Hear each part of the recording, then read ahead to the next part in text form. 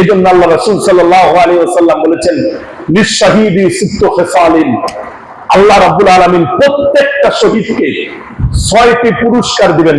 কয়টি? 6টি পুরস্কার দিবেন। আল্লাহ রাসূল সাল্লাল্লাহু আলাইহি ওয়াসাল্লাম বলেছেন, যখন একজন মানুষ শহীদি মৃত্যুবরণ করবেন, তার এই শরীর থেকে এক ফোঁটা রক্ত বের হয়ে জমিনে পড়ার আগে আল্লাহ রাব্বুল আলামিন তার তামাম জীবনের গুনাহগুলো ক্ষমা করে দিবেন। বলুন সুবহানাল্লাহ।